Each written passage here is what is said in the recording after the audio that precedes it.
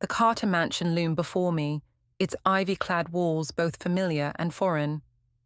I hadn't set foot here in a decade, not since I left for Paris to chase my dreams as a pianist.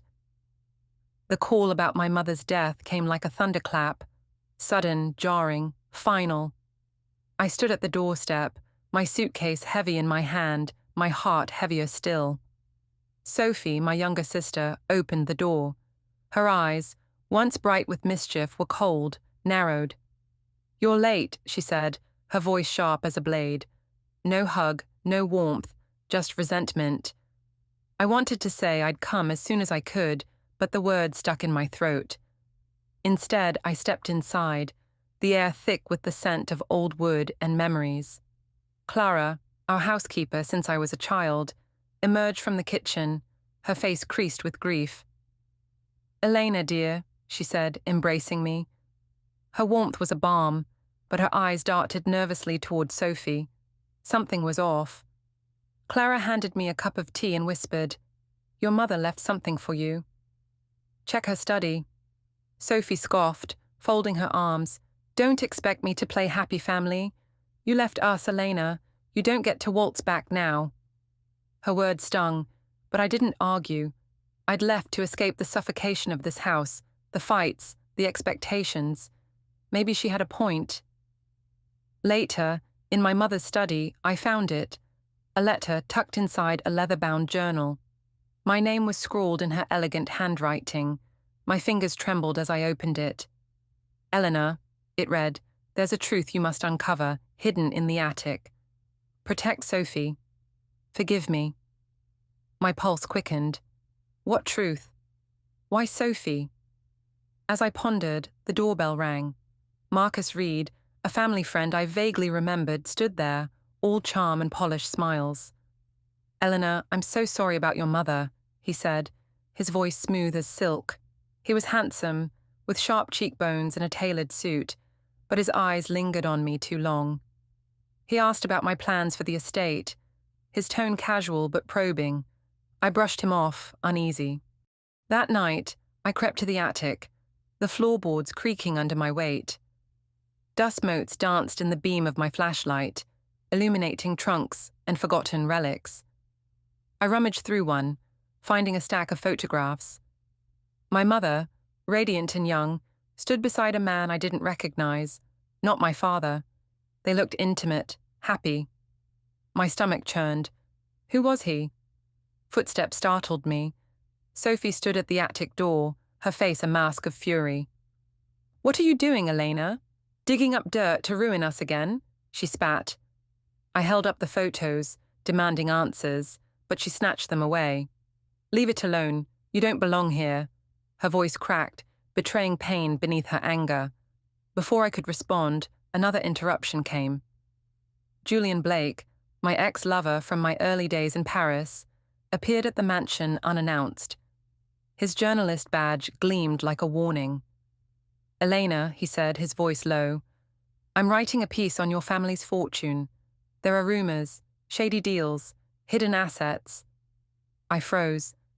Julian and I had ended badly, our love drowned in my ambition and his cynicism. Why was he here now? Marcus, ever the opportunist, invited Julian in, his charm masking something darker. Over dinner, Sophie barely spoke, her eyes darting between Marcus and me. Clara served silently, but her glances urged caution. I excused myself, my mind racing. In the hallway, I overheard Marcus and Sophie arguing in hushed tones. "The deal has to go through," Marcus hissed. "She can't know." Sophie's voice trembled. "If Eleanor finds out, we're done." My blood ran cold. "What deal?" Clara caught me eavesdropping. "Leave the past buried, Elena," she whispered, her hands wringing. "Some secrets break more than they heal." But I couldn't let it go. The letter, the photos, the deal, everything pointed to a truth I needed to uncover. I couldn't sleep, my mother's letter burning a hole in my thoughts. The next morning, Julian cornered me in the garden. "Marcus isn't who he seems," he said, his eyes intense. "He's tied to a real estate scam. And your family's mansion is his target. He showed me documents, forged titles, shady contracts. My head spun. Was Sophie involved, or was she a pawn? I confronted Sophie in the library, where she was sorting through Mother's papers. "What's going on with Marcus?" I demanded. Her face paled, but she didn't deny it. "I'm in debt, Elena," she admitted, tears welling. "Marcus promised to help if I convinced you to sell the estate. I didn't know he'd go this far." Her vulnerability disarmed me, but I was still angry. How could she trust him? Marcus interrupted, his smile predatory. "Elena, you're stirring up trouble." When I accused him of fraud, he leaned in, his voice low. "Your mother wasn't a saint. Push me, and I'll tell the world about her affair. Sophie's life will be ruined." I froze. The man in the photos, did he mean him? I backed off, but my resolve hardened. That evening, Clara found me in the study, her face etched with guilt. "I know about the man in the photos," she said. "He was your mother's lover, Elena. And Sophie, she's his daughter." My world tilted. Sophie wasn't my full sister. The revelation explained her distance, her pain, but it also meant Marcus's threat could destroy her. I begged Clara to keep it secret until I could stop him. Digging through Marcus's briefcase, left carelessly in the parlor, I found forged documents transferring the estate to a shell company. My hands shook. This wasn't just about money. Marcus was stealing our legacy. I knew I couldn't do this alone. Swallowing my pride, I turned to Sophie. "We're sisters," I said, showing her the forged documents. "Marcus is using you. Help me stop him." Her eyes searched mine, and for the first time, I saw trust flicker. She nodded. Julian became our ally. His journalistic instincts kicked in, and he set up a sting. We invited Marcus to a family meeting in the dining room, where Clara served wine with a steady hand. Sophie played her part, pretending to side with Marcus, while Julian recorded everything. I confronted Marcus, laying out the evidence, his forgeries, his threats. Cornered, he snapped, "You think you're clever? I own this family." His confession was damning, and Julian's recorder caught every word. But the truth about Sophie couldn't stay buried. Clara, unable to bear the weight, spoke up. "Sophie, your father wasn't Edward Carter," she said softly. "He was a man your mother loved before she married." "I'm sorry."